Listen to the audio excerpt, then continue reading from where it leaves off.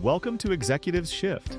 Today we explore a leadership skill that can change the course of any transformation, making your vision feel like everyone's idea. It is the subtle art of convincing, and it might just be the most valuable leadership tool you are not using. Leading change these days, well, especially with all the digital stuff happening, it often feels like pushing uphill, doesn't it? It really does. Those old top-down ways, they just don't seem to land anymore. Exactly. So the real trick, the thing we need to figure out, is how to make big changes happen without just, leaning on your job title. Right. It's about influence, getting people on board together, making it feel like everyone's idea, shared ownership. And that's precisely what we're diving into today. We're looking at this really fascinating story of Elif Taner. She was a CIO, a Chief Information Officer. But she did way more than just manage tech. She actually sparked this huge company-wide transformation. And how? By mastering what our source material calls the subtle and strategic art of convincing. It's a great phrase. Isn't it? She somehow made her big ideas feel like they came from everyone else. Which is kind of the holy grail of influence, really. Totally. So our mission here, for you listening, is to unpack how she did it. How does she build that trust, inspire people, turn a vision into something everyone acted on? And it seems to come down to a mix of things: empathy, knowing the business inside out, understanding the culture, timing, and just fundamental trust. Okay, let's dig in. First, what kind of place was this she walked into? Well, picture this. A global manufacturing company, very bound by tradition, as the source puts it, and definitely risk-averse. Sounds challenging already. Yeah, and the leadership. Mostly long-timers from operations, finance, sales. They saw IT as, well, not exactly a partner for growth. More like a necessary evil, just a cost center, something you have to have, but not something that drives the business forward. Imagine the inertia she faced. Wow. So formal meetings, suggestions, getting polite nods, then disappearing. Exactly that. You know the type. Formal, guarded meetings. Polite nods, immediate shelving, budget requests, scrutinized until they basically died on the vine. So IT was just there to fix things when they broke, pretty much, not to innovate. Precisely. A service provider, not a strategic partner. That was the mindset. Okay, so in that environment, what was her first move? Did she come in strong with a big tech vision? That's what you might expect, right? Yeah. But no. She realized pretty quickly that the conventional change management playbook, it was doomed to fail there. So counterintuitively. She actually slowed down. Instead of pushing harder, she pulled back a bit. Interesting. To do what? Her mission became simply to understand the business from every single angle. Meaning? She was everywhere: factory walkthroughs, sitting in on customer calls, digging into quality control reports, spending real time with the frontline teams. So not leading with technology proposals first? Not at all. Leading with listening, deep listening. How did she actually get people to open up, though, in that kind of guarded culture? It came down to one deceptively simple but really powerful question she asked everywhere she went. Which was? What would make your life easier? Ah, okay. That immediately shifts the focus, doesn't it? It's not, here's my IT plan. It's, how can I help you? Exactly. And the answers she got back started to paint this picture, this mosaic of pain points and aspirations, as the source calls it. Like what kind of things? Oh, real tangible business frustrations, delayed shipments, people drowning in manual reporting, data all over the place, and inconsistent insights arriving too late to be useful. Leading to reactive decisions, I bet. Absolutely. So she could start building a case for change that wasn't about fancy new tools, but about solving these real-world business problems. That makes so much sense. She knew that just throwing technical terms or flashy slides at them wouldn't work. Right. It wouldn't win hearts and definitely wouldn't win budgets in that company. It was all about translation then, bridging that gap. That was the key, bridging the gap between what the technology could do and the actual business outcomes those leaders cared about, speaking their language. Can you give an example of how she did that, like with a specific department? Sure. Take the head of operations.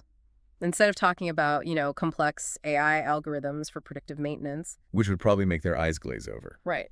She framed it as, look, we could potentially reduce unplanned downtime by 30% if we use the data coming off your machines better. Okay, now that gets attention. Exactly. Smoother operations, fewer headaches, happier customers. That's language operations understands. And for sales, same idea. Yep. Not, here's a new CRM with these features, but rather, what if your top salespeople could spend, say, 20% more time actually talking to customers instead of wrestling with outdated CRM data? Again, focused entirely on their goals. Less admin, more selling time. She consistently spoke in the metrics that mattered to them: cost savings, efficiency gains, customer experience improvements, reducing compliance risks, getting value faster. So IT became the how, not the what. A means to achieve their business ends. Perfectly put. Okay, so she's built this foundation. She understands their pain points. She's speaking their language. But how did she start actually moving things forward, getting past that inertia? Well, again, she didn't go straight for the big formal approvals. That hadn't worked before. So more informal routes. Exactly.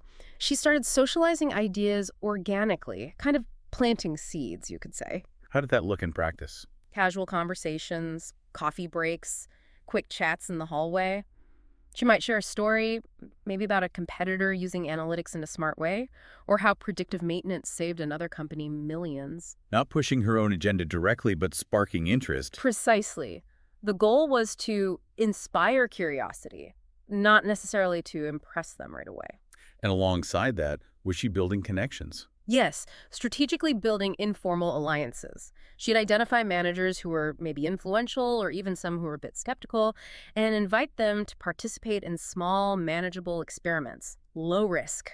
Smart. Get them involved early. And here's the absolutely crucial part, the phrase she used that seemed to unlock everything.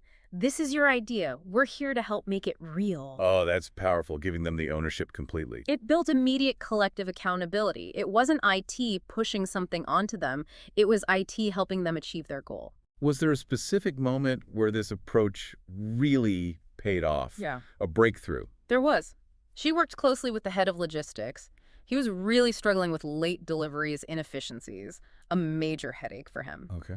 Elif's team suggested a small pilot. Let's try some simple IoT sensors on trucks, some basic route optimization software, see what happens. And the results? Within just 3 months, delivery efficiency jumped 25%. Customer complaints plummeted. Wow, that's significant. Huge. And the impact internally was just as big. Suddenly, the head of logistics wasn't just cooperating, he was championing the project. He started talking about it. Enthusiastically. In leadership meetings, he presented it as his team's success, enabled by IT, and that just opened the floodgates. Other departments started noticing. They started reaching out. Marketing, HR, procurement. They saw the results logistics got and thought, hey, maybe IT can help us too. So it flipped completely. Completely. As the source says, change was no longer being sold, it was being requested. That's the tipping point right there. Incredible. So building on that, how did she scale this from individual wins to something bigger? She started identifying key influencers across the company. And not just people in big titles. Who else? Experienced production supervisors, sharp financial analysts who everyone respected, veteran salespeople who knew the customers inside out, people with real influence regardless of the org chart. And what did she do with these influencers? She brought them together in something she called the digital circle. Okay, what was that? It was this cross-functional group. They met maybe once a month. And the key was the atmosphere. How so? No titles, no hierarchy, just open dialogue. They talked about real business challenges, brainstormed how technology might help, shared what they were seeing. Oh, breaking down silos. Absolutely. And over time, this informal group actually became, well, the source calls it an internal transformation movement. It gained real momentum. Which must have been crucial when it came time for bigger investments. Exactly. Eventually, they identified the need for a major investment, a new enterprise-wide data platform. This was a big ask. And how did Elif approach getting that approved, given the company's history? Yeah. Did she use the digital circle? She did, but in a really clever way. She didn't present the case herself. Who did? She orchestrated it so that each department head presented their own piece of the business case. Collective ownership again? You got it. Sales showed how this platform would boost conversion rates. Finance laid out the cost optimization benefits. Operations explained how it was vital for supply chain resilience. So it wasn't Elif's IT project? Not at all. It was presented as a unified, company-wide initiative driven by clear, shared benefits across the board. The CEO was apparently so impressed by the breadth of alignment, he approved it almost immediately. That's masterful. And did it deliver? What were the results? The results were pretty stunning, actually, especially considering where they started. Within about 2 years, on-time delivery went from 87% up to 97%. Forecast accuracy improved by 20%. Employee engagement, at least in the departments really involved, went up 15%. Tangible business impact. Definitely. Plus, they launched a new direct-to-customer e-commerce platform that quickly accounted for 12% of annual revenue. And maybe just as important, cybersecurity incidents dropped by 40%. That's a broad range of improvements. And IT's role in communicating this. That's the interesting part. IT mostly remained behind the curtain. They were the engine powering the performance, but they weren't demanding the spotlight. So the department heads were the ones talking about these wins. Exactly. In board meetings, with investors to customers, they owned the successes because, thanks to Elif's approach, they were their successes. It really shows she was a different kind of CIO, wasn't she? Leading through influence, not authority. Absolutely. Her whole approach was about listening, translating, connecting, and enabling. Asking instead of telling. Listening instead of pitching. Always focusing the conversation on the impact, not the tech features. Sharing the credit. Celebrating others' wins. And letting others lead the narrative while she subtly guided the story. It all came back to that core principle. Making your decision look like their decision. Exactly. Her ego never seemed to get in the way of the outcome. That's rare and incredibly effective. You mentioned her framework earlier, the 3 H's. Head, heart, and hands. How did that fit in? It seems to capture her approach really well. The head part was her deep understanding of the business. Knowing the KPIs, the operations, building that logical case. Right. Bulletproof logic, as the source says. Then heart was all about the people side. Building trust. Yes. Through empathy, really being present with people, giving credit generously, being authentic. That made her credible, but also approachable. And hands. That was about making things real, focusing on execution, doing quick prototypes, getting real feedback, making successes visible so others could see what was possible. Head, heart, hands. It's a powerful combination. It created this environment where people felt, seen, heard, and empowered. And that's what turned them from just watching from the sidelines into active players. So while the technology, the data platforms, the automation was the visible stuff. Elif apparently always stressed that the real change, the deeper transformation, was cultural. How did the culture shift? Well, think about where they started fearing IT, risk-averse, siloed. They evolved into a place that started to embrace experimentation. That's huge. It is. People started talking openly about problems, collaborating across departments more naturally. That defensiveness started being replaced by curiosity. And she actively nurtured that. Yeah, by creating what the source calls safe spaces for learning.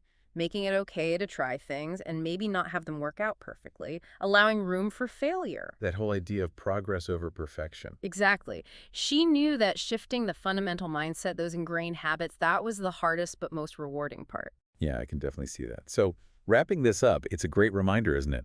Transformation heroes don't always make the most noise. Not at all. Sometimes they're the ones like Elif with the laptop, asking the right questions, and crucially, letting others shine. She didn't just lead a digital project list. She fundamentally changed how that company thought, how they worked together, how they evolved. And all through conversation, not command. It's really quite profound. So for you listening, whether you're in a formal leadership role like a CIO or you're trying to drive change from anywhere in an organization, there are some really vital lessons here. Absolutely. Speak the language of the business, connect to their goals, build those bridges, those coalitions across the usual divides. Let other people tell the success stories. Influence with empathy. Put the ego aside. Focus on the outcomes, not who gets the credit. Which leads to maybe the final thought for you to take away. How can you start applying that core principle in your own work? How can you make your vision feel like their idea? Because ultimately, big transformations aren't owned by one person. They belong to everyone who believed in them, helped build them, and carried them forward. And if you can genuinely make your vision feel like their idea, well, you probably won't have to walk that path of change alone.